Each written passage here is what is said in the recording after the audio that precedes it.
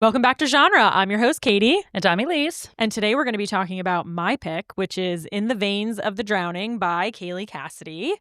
Here is the summary from the back of the book.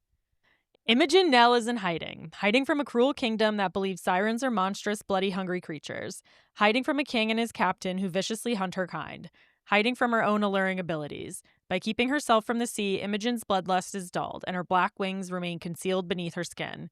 When a neighboring king comes to visit, Imogen can no longer hide. He knows precisely what she is, and he believes she can save their kingdoms from an even greater monster.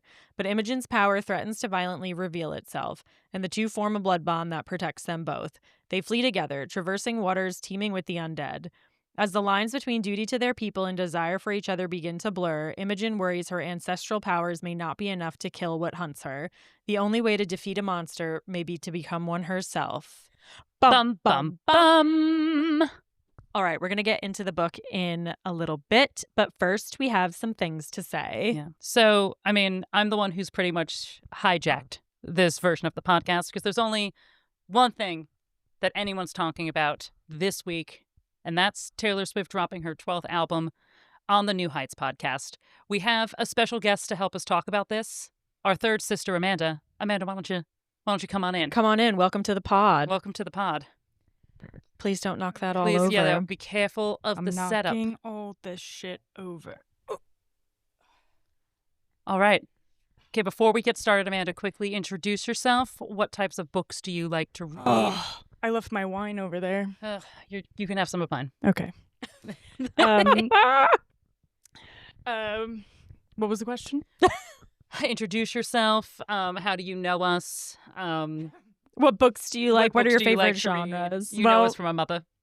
I've known my older sisters my entire life. Yes, you have. You were made for us. I was made for them. Yep. Mainly I like fantasy books, but most books make me fall asleep through no fault of their own.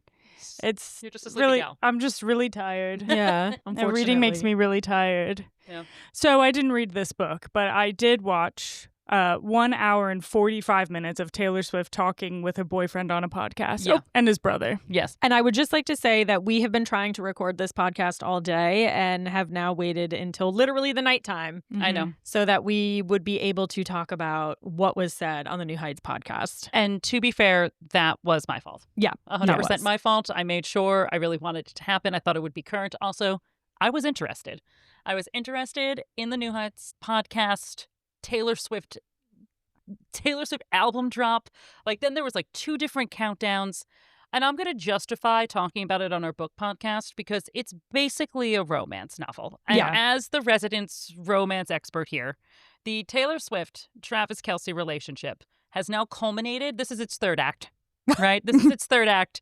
There was no breakup. They've actually just powered through everything that life throws at them. And then this is the third act where they come together and say, fuck y'all, we're staying together forever. And my girlfriend wrote an album about me, and she's going to tell my brother all about it. Yeah. You know, I will say I thought this was going to be more climatic, this countdown, this elusive countdown that's been happening since yesterday. But all we got was a merch drop. She loves an album variant. It's really annoying. And that the album is coming out on October 3rd. So I must say I am disappointed. I hope that there was more to be said and announced on that podcast, hoping for a single, hoping for literally anything. Well, the entire album was announced. We got the cover, we got the track list, and we got stories. We got Taylor Swift talking for 1 hour and 45 minutes, where this woman hasn't spoke more than 90 seconds in the past 10 years. Yeah. When was So- the last time she did? I think it was the Rolling Stone. Maybe it was that Article. Rolling Stone article was right before 1989. She did, and she still does, sporadic, short, very controlled interviews. Not that this wasn't. There were some highly edited hard cuts in this podcast, but it was obviously a very safe space. Well, I think it's important to note here that we're at 3 different levels of fanhood when it comes to Taylor Swift. Elise is just as close as you can get to being a Swiftie. I mean, I'd say you're a Swiftie. I but identify you're not as no. I don't have a Swift talk account. Yeah. And while I'm following the theories, I don't believe most of them. Yeah. Like Taylor Swift is very clear when a theory is about to come true. You usually know. And then Katy is somewhere in between a Swiftie. I think you'd. I love Taylor Swift. I don't like this new kind of fandom that she's brought with it. Like, I love Taylor Swift. I love her and Travis.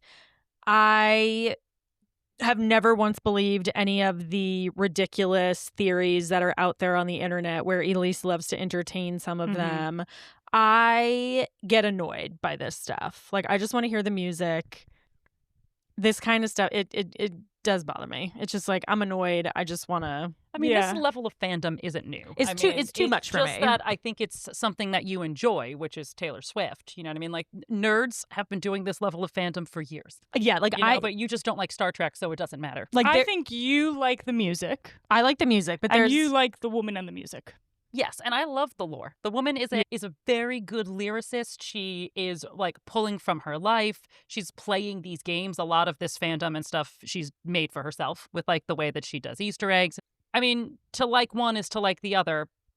Katy has always been good at separating the art from the artist. That's not something I'm good at. I'm not good at that. Always separating the art from the artist. And so I do. I like both of them. Yeah. And Amanda, you are just honestly, you respect it, but you don't really like it. No, so I don't like Taylor's. I actually think I'd say I like the woman more than I like the music. I have a lot of respect for her as a celebrity. I think her relationship with Travis is adorable. Interesting. I think it's funny. I mean, cute. He's so. If it was a romance novel, he would be the golden retriever boyfriend. Yeah. Who is usually so sweet, so supportive, so dumb. And she would be the nerd. It's the jock and the nerd falling in love, and he loves her because she's smart and different and really cares for others and brings him along, and he just is there to support her, and then she supports him at the big game. And that was really what this podcast was doing. This podcast was giving jock nerd romance novel over and over and over again. I actually think that they're a perfect match. I think it's adorable. I think it's great. I'm here for it. I will say the one thing that we got on this podcast, besides a lot of just adorable Taylor and Travis, is that she really went into details about buying back her masters. And we don't get this type of detail from Taylor Swift ever. So She cried. She cried on the podcast. We know that she sent her mom and her brother to talk to Shamrock Holdings, like to get them back. Like, this was a lot of information. We knew that she had to interrupt Travis when he was playing some video games because she got them back and was so came into the room crying. She's like, guys, gotta go. And this was so much information. And I think as a fan of Taylor Swift, you're just so used to not getting confirmation on anything ever. So it was very nice to see her talking about really normal things on this podcast, like making bread. Yeah. To the point where I'm like, you can stop talking about bread now, actually. It was giving Meghan Markle a little bit. I mean, that's the one thing about Taylor Swift where she loses me is that, like, I just kind of get the ick from her. She's like the most millennial. Like, has anyone seen Taylor Swift without winged eyeliner? Oh, I really want to desperately. I think she'd look stunning without a wing. I would love to see what she looked like. I think she really leans properly into it, though. Like, the one thing that's nice about Taylor Swift and is why people relate to her, and you can agree or disagree, is that she does always seem to be exactly who she is. Like, if you've been following her career since the beginning, as I have, she's always loved baking. So sure, now it's sourdough because she is over the age of 35.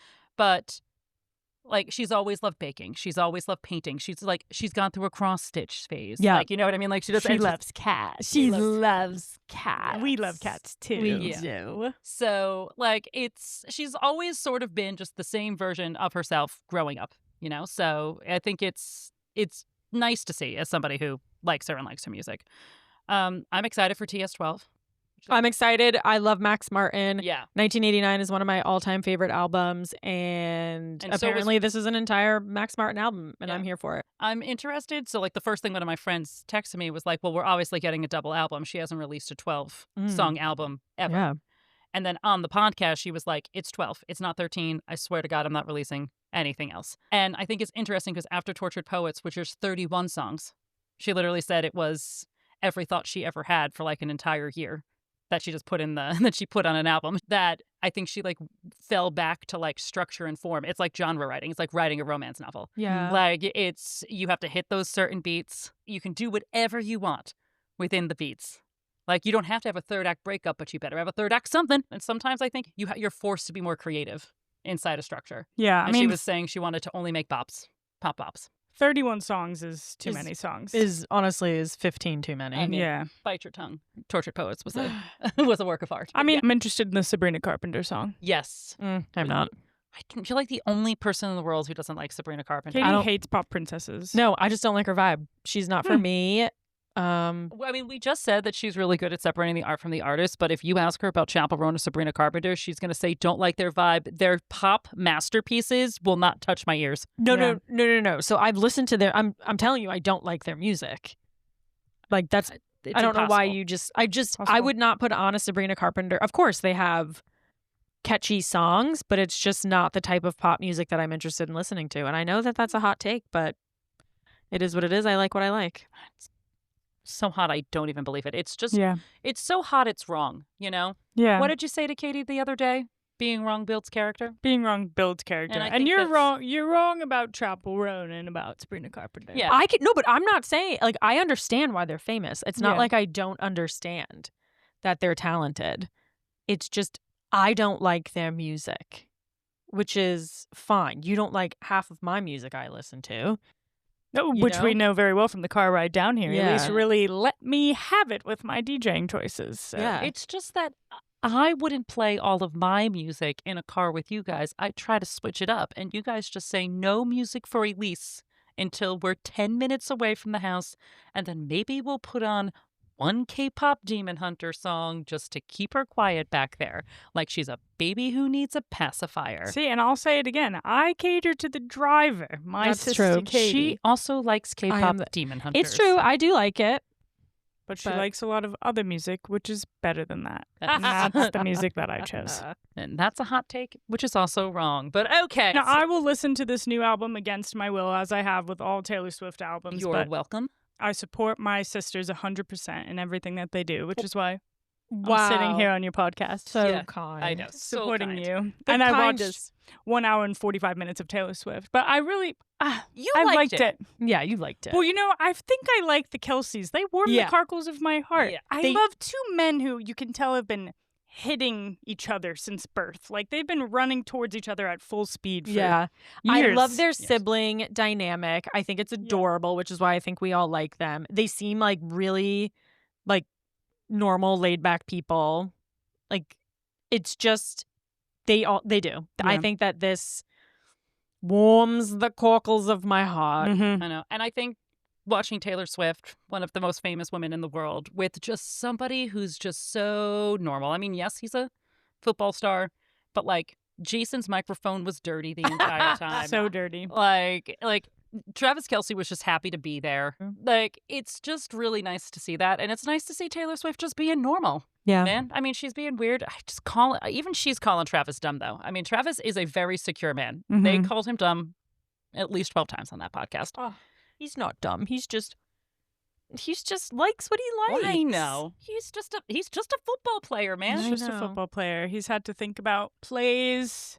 He's gotten hit in the head a lot. I know. It's unavoidable. So I think. And on that note, and on that note, I think I I'm think getting that's out of it here. for the Taylor Swift Let's portion. Make sure these We've- things are recording. We've definitely had some things to say, and Amanda's going to go back to her producing portion My production of. role back where I belong. Yep. We need our producer back in There. the producing chair. All right, let's get into the book. Let's first talk about the genre because I picked this book and I had been saying that I wanted to go back to a romantasy type book after the last few things that we read. And I do feel like this lived up to that genre. This Yeah. truly was a romantasy book. Yeah, I have romantasy, pure and simple. Maybe a touch of gothic fairy tale if Yeah. you want there, just for the vibes. But this is a romantic fantasy. The fantasy and romance, both A-plots, that had a lot of like atmospheric vibes to it.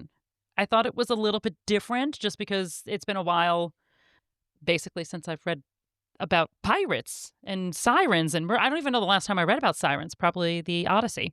I So. will say that I did appreciate the siren part of this, just because I also feel like I haven't really read about a siren fantasy book in a while.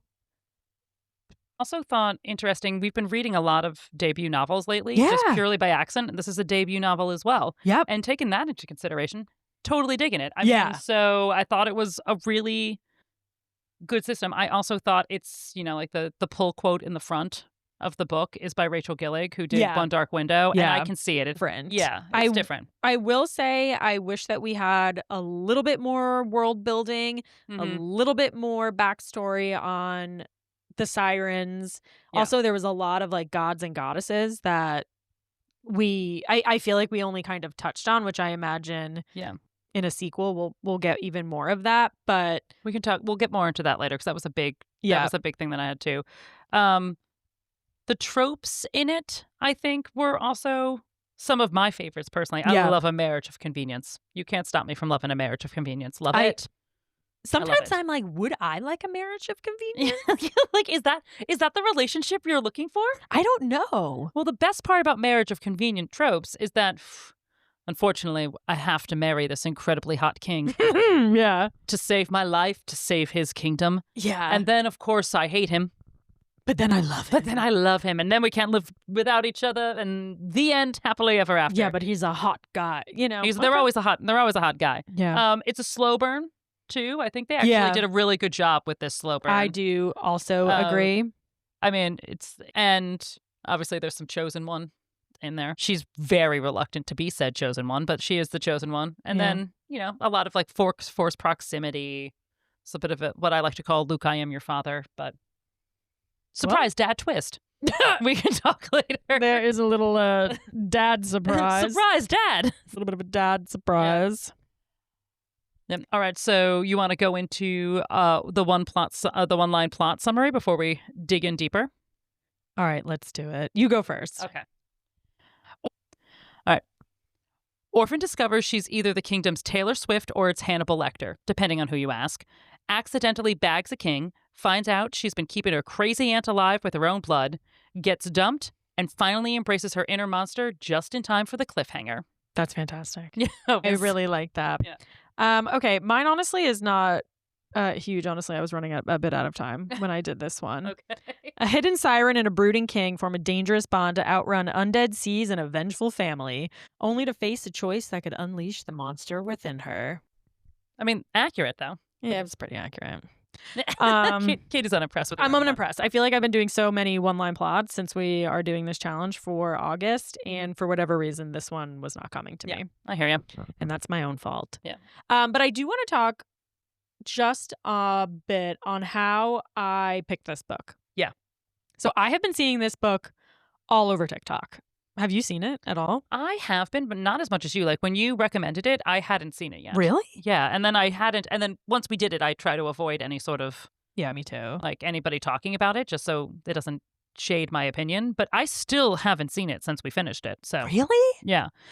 Maybe once or twice, but no, I see it on a lot of people's like TBRs. Some people are saying like it would be a good fall read, which is true. I think it is a good like.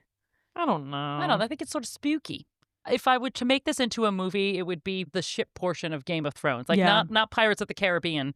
Darker, more sort of not scary, but just dramatic vibe. Interesting. I do think that Game of Thrones is a good comparison with this, but I see it all over TikTok, and one of my favorite book talkers recommended it, and I feel like I like to read anything that she does, and so that's where I saw it, and I'm still seeing it everywhere. Yeah. Well, let's say, did you like it? What do you think about it? So I liked it. I liked it too. You're looking at me like you wanted it. I liked it. No, I liked it.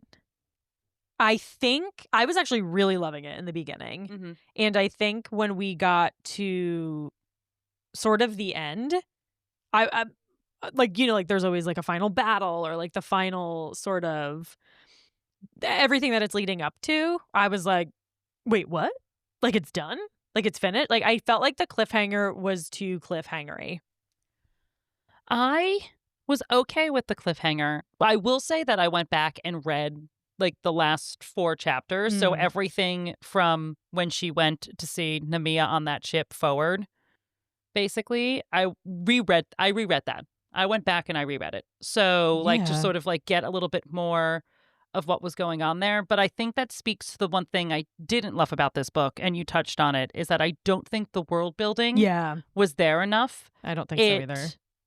We started with, and I actually liked this, although I can see that maybe this was something that you wouldn't like. I liked that our heroine was a bit of a wimp, and she didn't know she was a siren, obviously, until she honestly just started killing people. Yeah. But it was the big questions that I'm still left with, even though I read the book, and I think the book thinks it answered these questions, and I don't believe it did.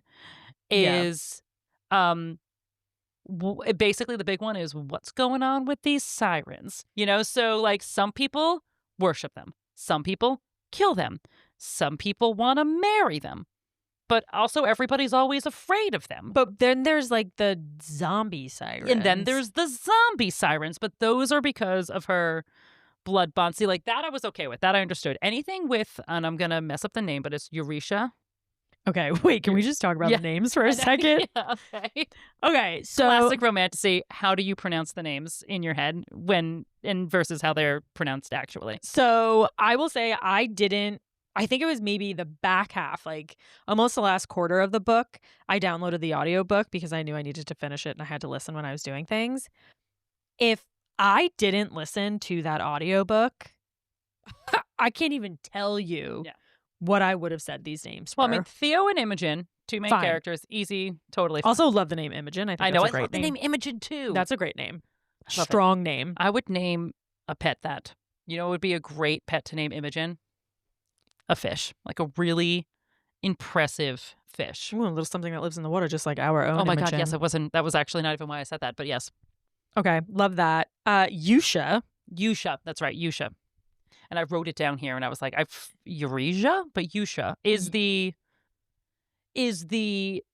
saint, quote unquote, not the god that Imogen grows up worshiping, but we find out is basically her aunt, because Imogen is the daughter of I don't think I wrote down it's her big mom's name. Okay, so her big mom's name, again, when you look at how that is spelt, and then when you hear it on the audiobook, couldn't have guessed it. And I want to say it's like Eileen. It's not Eileen, but it's like it's something like that. Eileen. Let's just pull up the Kindle really quick. Hold on. It's Ligea, and I believe it's pronounced Lygia or Elijah, maybe. When you're listening to the audiobook, it sort of sounds like Elijah, but spell that for me one more time. Ligea. I think I probably would have said Lygia. Lygia is, I think, how I did it, but it could be Lygia as well. Yeah, the names were really throwing me in this. That's how you know it's a romantasy, baby. Yeah, but also, why was the audiobook in a British accent? That also got me.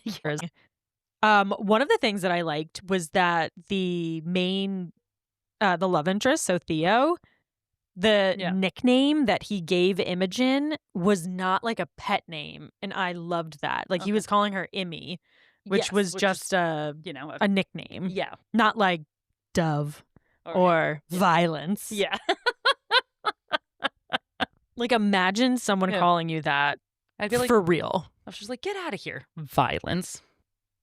I'm embarrassed. I know. But I loved Immy. I thought that was cute. Yeah, very cute. I really, really loved, we can skip a bit forward to the romance because I think that was one of the best parts of this book. I think it was really, really well executed. Like, same. I think the fantasy sometimes suffered for the romance. I think the romance was so well written that sometimes you were like, I'm not quite sure what's going on with these sirens because, like, even at the very end, when she went to go onto the boat to like help them fight against, the incoming army, and she was talking to like the other captain, being like, "Can you keep your shit together? Because if you can't, I don't want you on my boat." And she was like, "I'll try." And I'm like, so Yeah. no one really trusts these sirens, but yet they also worship them. Yeah, I will and say. so it was very difficult to understand. Yeah, so that was really confusing. I think that I was way more interested in the romance of this story. I really liked their banter. I kind of think for somebody like Imogen, who is pretty wimpy, she was like very funny and like spicy with Yeah. Theo. Like she Mhm. had good quips with And him. even with her fiance, who she ended up absolutely slaughtering. The thing for such a wimp, as soon as she finds out she's a siren, can't control it at all, she's murdering people left and right. left, right, and center, and she is honestly not that sorry about it. And I No. think it's He was a dud though. oh yeah, he was a big jerk face for Yeah. sure, but. Like, even with him, though, like when she was sort of, like flirting with him and thought that maybe she liked him, I think she Yeah. was a little bit sassy and saucy.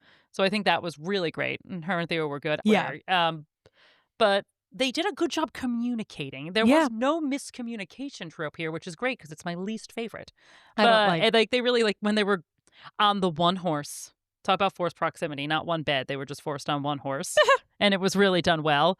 But like when they got off and they were just like, they sat down and they were like, just give it to me. Why do you hate me so much? And of course, none of them hate each other. Yeah. And it sort of like dissolved into a makeout fest. But it was done well. Like it was a good communication. They were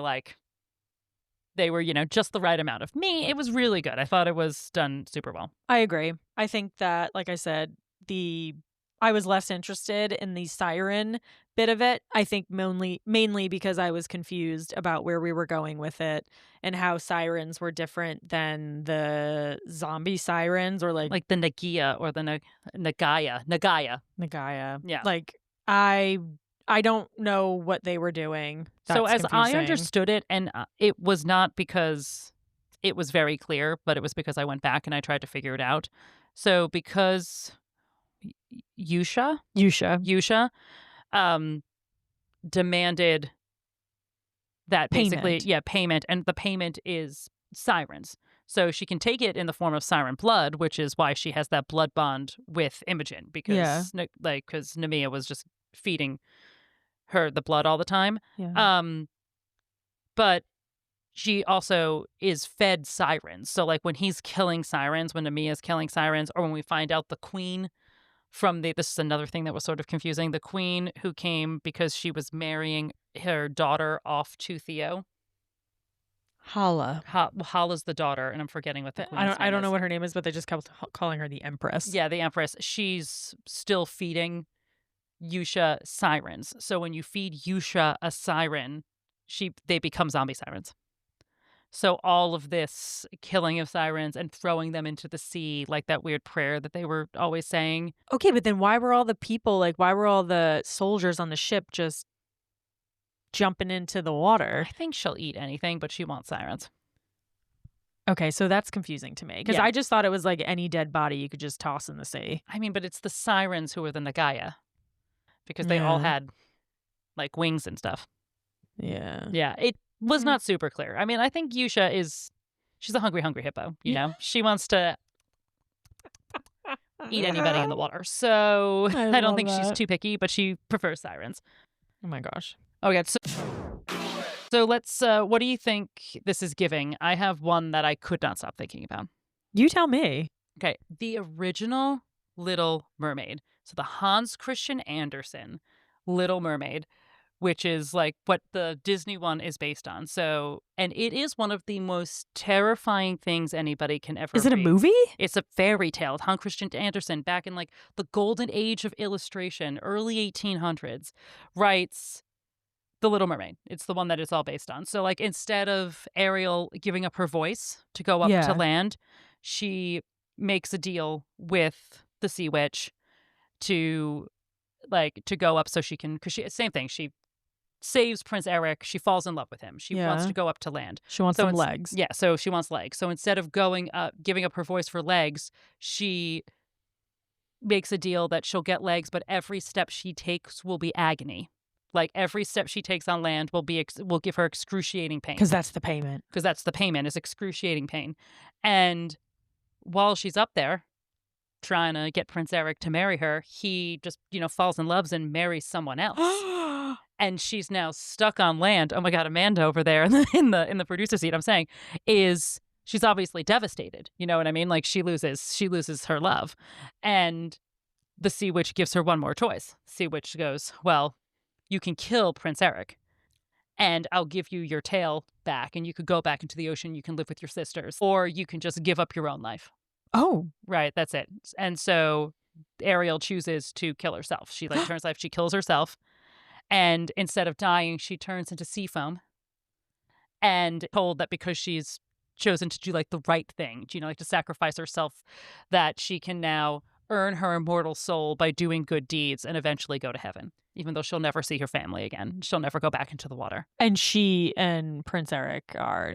He's married somebody else. He fell in love and married somebody else. That's literally sounds like the most terrible story I've ever heard of. And it's illustrated just terrifyingly. Like it's a great example of what fairy tales actually are and what we made them. My God, that sounds like that German fairy tale book that our Oma used to read us when we were kids. Yeah. That was like, if you suck your thumb, all your fingers are going to be... Somebody will come and chop off your thumbs. Yeah. Yeah. Damn. Very simple.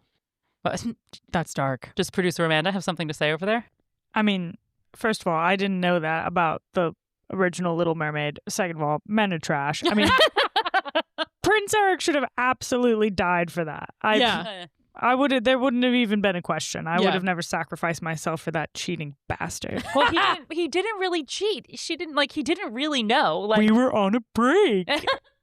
Oh my God, please. I agree.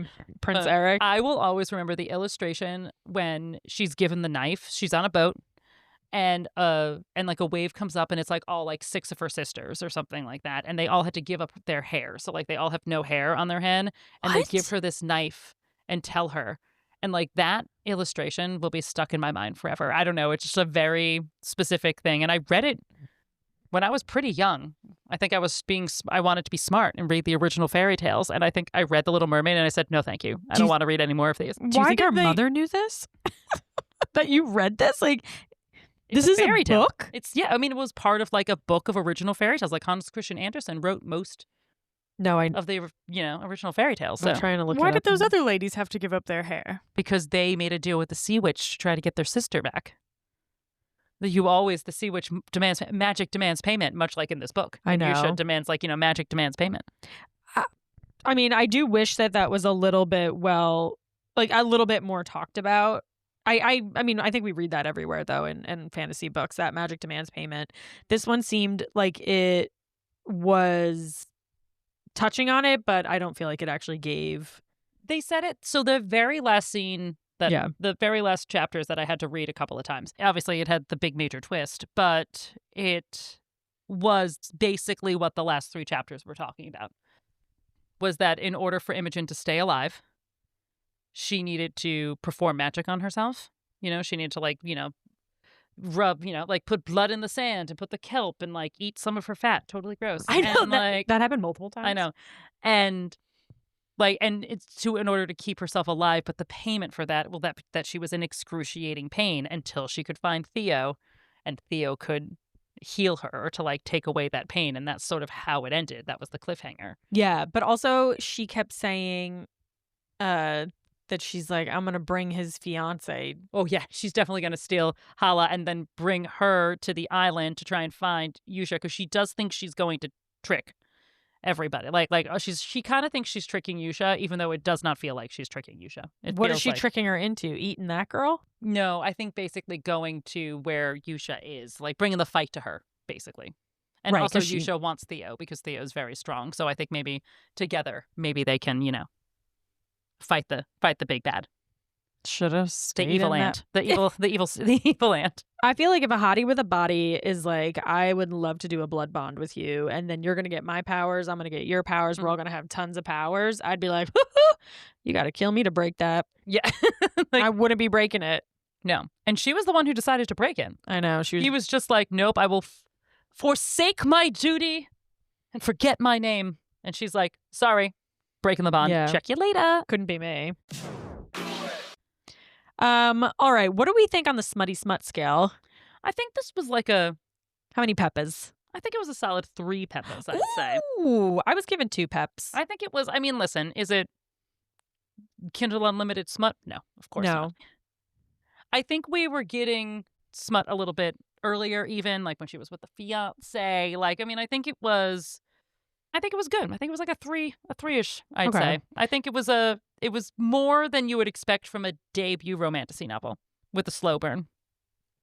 Okay, I still think it was like 2 chili peppers, but I will say I appreciated it and that it happened earlier, but I also think that these were characters like in their 20s. So it's not Yes, like yeah, if they this were was older. like a younger group of people. That I hate that like virgin shit. Yeah. It's very weird. I know. Well, what did you think about the plot twist? What did you think were the plot twists? Because I think there were 2, but So Well, I was sort of thinking, I don't know if I feel like there really was a plot twist. I was thinking that one of the twists could be that Imogen herself was Yusha or something like that. And which is not the case. but essentially it's that her mom is still alive. Yeah, that's it. That Elijah's still alive. That was the big one. And Which, I'll be honest, I didn't really see coming. It wasn't because I really thought she was really and sincerely dead. It was because I was confused as to how old these gods were and like how they sort of died. And then when Nemia's giving his big, 3rd act villain backstory that, quite frankly, we really did need. yeah. We really needed that backstory. Like way to pack that in like the last 20 pages. I know, that's why I had to read it a couple of times. Yeah. And he himself finds out that Elijah's alive because the bond. because of the bond, and she tries to, and like Imogen tries to not ensnare him. What is it called? The lure. Tries to use the lure on him. And I was like, and it didn't work. And then he was so happy, but also very not happy because he just stabbed his daughter. And the one thing that this bond has made him do for years was just keep her alive. And he's like, well, shit. Now I got to try and keep you alive by doing a weird spell that he did half good, and then she had to complete it. It was not great. I was hoping, at the weird blessing ceremony that that Theo and his fiance had, like on the beach. Yeah. I was thinking there was going to be some crazy twist there. I mean, the twist being that she, in fact, worships Yusha, which is. Honestly, I didn't see that coming, but I should have seen that coming. I kind of saw something coming because of how weird the Empress was, but I felt like the twists and turns also came with the backstory, and I couldn't pay close enough attention to the twists and the turns because I was also like, wait a minute, what's actually going on in the last even 50 pages of the book. And Hala seems, and I guess, book 2, we'll figure it out, but like she seems nice enough. Regular. You know what I mean? Like she seems real regular. She just thought that she was worshiping a gun. Her mom's obviously cray. He's been in cahoots with Yusha and Nemia for a while. And she's just here doing what she always does, trying to marry this guy so she can have an heir. Like it's just a real royal pawn, if you will, much like Imogen was until she wasn't. Yeah. I really wish that. I think they lost me a little bit in the last 30 to 50 pages of the book. But up until then, I was like, yes, I'm into this. I'm into these little cuties. I know. I think it's because they tried to shove a bunch of I think the world building was a little bit shoved into the end when I wish it was shoved into the beginning. And I actually feel like one of the things that I thought this was giving was Game of Thrones, but it was only because I could not picture like Nemia's lair, like where that castle was. I just kept thinking of it as something like built into like, the Red Keep or something like that. Like that's what I kept thinking of it. Because I'm like, they lived in a rock? What? I don't know. They lived very far away from the sea because that's how he kept her from becoming a siren. So I just pictured it like on the top of a mountain where you could see the ocean, but you couldn't really, that's but kind it was of very far away. Okay. So, and that was how he kept her quote unquote safe, but also, trapped in the whatnot. Yeah. Bored as hell. All right. What do you think what's your rating for this bad boy? So tough for me. Yeah. Because I want to give this 4 stars because so like when I was reading this, but people are calling this like a 6-star read on TikTok. And I'm like, that it's not what it is for me. in the beginning of this book thought I was like, ooh, okay. This is giving 5 stars. I'm really liking this. Like, I want to say it's 3 stars to me because they kind of lost me at the end, but I am interested in a sequel. Like, I am interested in what happens next in this story and hoping that we get some answers. Yeah. What about you? I give it 1 thumb up. Oh, fucking thumbs. But Look, our producer Amanda is like, Elise did not do a thumb. I was going to ask for thumbs. yeah, I think some people like my thumbs. You love the drama. Yeah, I like the thumbs. I like that Katie hates the thumbs. I think more than I like the thumbs. I like that Katie doesn't. But I think behind this thumb is the following. I agree with you. It didn't lose me. I was in it the entire time, but the lack of consistent world building was confusing. I did like the way it ended because I'm wondering, like, she decided to sort of give in to the monster of the siren, right? But the problem is that they have not explained sirens enough for me to understand what that means. Yeah. So I'm thinking in the second book we'll get a little bit more or something like that. I'm interested in the second book. I mean, like, I think one of my favorite quotes of this entire book was like when she was talking to Nami on that ship, when she was like, "Hurry up, old man. I got a bride to steal." I know. I remember that too. And then I was like, Nagaya. Maybe it was to the Nagaya who was like, and it was Yusha. It's like, "Hurry up. I got a bride to steal." And I was like, this is about to get interesting. but that's why I was like, well, what's she doing with Hala? That's why I got all confused. That's why. Oh my God, that was such solid thumb. I'm interested in the second one. I wouldn't say it's like my favorite book I've ever read, but it was a different romantasy. The romance, super solid. Yep. And I'm interested to see what happens in the second book, and maybe we'll get a little bit more information. Like, maybe like the world building will continue. Maybe the first book was for the romance, and the second book was for us to get some backstory. So you would read a sequel? I would read a sequel. Okay. I would read a sequel. Yes, producer Amanda? I'd like to ask a surprise question. Oh, Ooh. okay. Okay. Yeah. Who would play Imogen in a movie? Oh, I didn't think this through. Ooh, Putting you right on the spot. Yeah. I'm sort of picturing... Okay. I'm going to think. Well, I give you Theo first because I just think it popped right into my head, which is the main interest. Theo James. God, I love Theo James. Yeah. So, and then I think Imogen has to be like Lucy Hale. She's a little bit too sweet for me. I want to say it's like, but a good pick. I want to say it's like Zoe Deutsch. Yeah, but the thing is, like, I'm constantly picking Zoe Deutsch for everything. Okay. Oh, I know. Who? Danielle Campbell. I gotta look her up. She's in the originals. She is, oh my God, it's her. Show it to camera. Show it to camera. Hold on. Click on her. You get it. Oh, yeah, I like that. Oh, yeah, I know her. Oh my God, I love her. I see the Lucy Hale comparison. I'd see, like, Lucy Hale would be good. I think, like, it's just, or, who played Veronica in Riverdale? Who's that actress? Oh.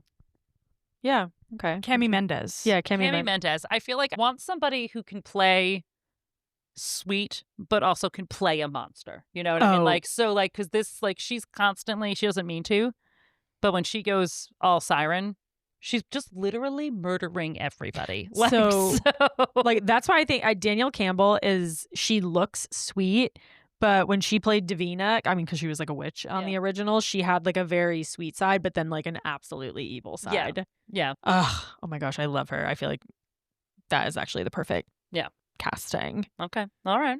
And who's your Theo, Katie? Oh my gosh, who's my Theo? My final answer for Theo is this guy, Liam Woodrum.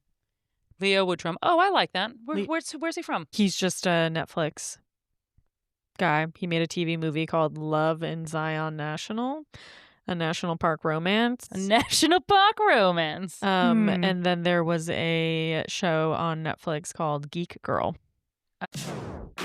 Okay, well, Elise, why don't you tell us what's up? Yep. Okay, so next week, it's my pick. And it's going to be Katie's first smut book. So it's a romance, but it's smut. And it's called Bourbon and Lies by Victoria Wilder. Amanda is looking at me because she knows that I love these types of books. They're called Bourbon. It's from the Bourbon Boy series. It's the first one in the Bourbon Boy series. And I think Katie's going to like it more than she thinks she's going to. And I think you're now going to know what a 5 chili rating is. 5 chili peppers? 5 chili pepper rating is. All right. Well, good luck. We'll catch you next time on Genre. Yep. Remember to rate, review, and subscribe wherever you get your podcasts. And remember, no genre shaming unless it's funny. Bye. See you next time. Bye. 2, 1. Bye.